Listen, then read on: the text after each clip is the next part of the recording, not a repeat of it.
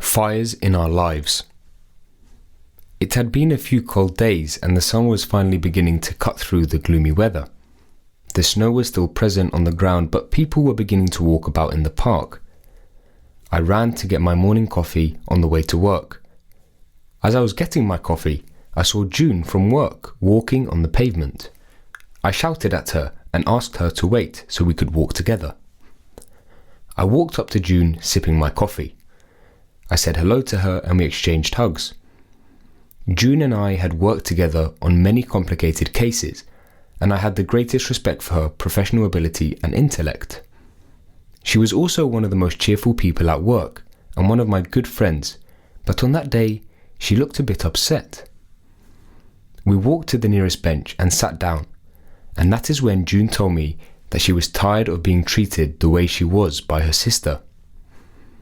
June said that right through childhood until now, her sister had always been very mean and hurtful to her, even though she tried all she could to please her.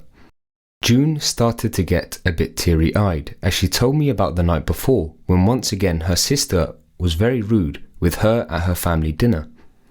June looked at me and said, "What more can I do?"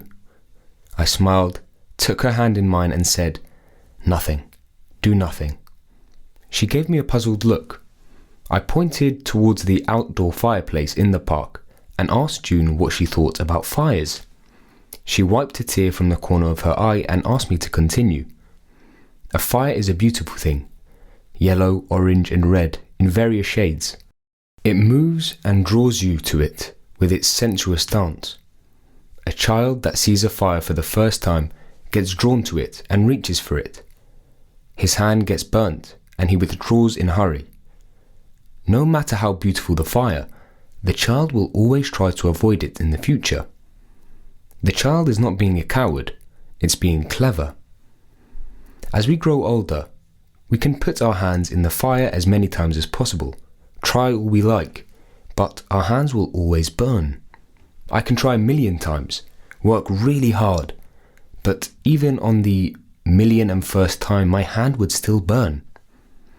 It is the nature of fire to burn. My hand getting burnt is not because I lack something or that I need to do something different. The only mistake I made was to think that if I tried hard enough or did things a bit differently, then the fire wouldn't burn my hand. I forgot that it is the nature of fire to burn. In our lives, we see many people around us. People who could be family, friends, or mere acquaintances. We need to understand that some people are like fires in our lives. They are irrational, and every time we try to get close to them, we end up getting burnt. We can do whatever we want, change our approach, or do things differently, but it is the nature of the fire to burn, and these people always end up hurting us. They might provide warmth from a distance and even entice us, but get close and you will get hurt. The important thing to understand is that these people in our lives are hurtful and disruptive, and the best thing to do is avoid them. By doing that, we are not being cowards, but being wise, just like the little child who, having burnt his hand once, avoid the fires again. As I finished talking, June smiled at me and said that she understood and realized that there was nothing she could do as far as her sister was concerned. The only way forward and the only way to avoid hurt was to stay away from this fire, who just happened to be her sister.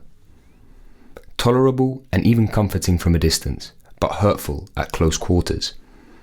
As we finished our coffee and walked towards work, there was a smile on June's face and a spring in her step. However, I was irritatingly trying to brush off the coffee I seemed to have spilt on my trousers.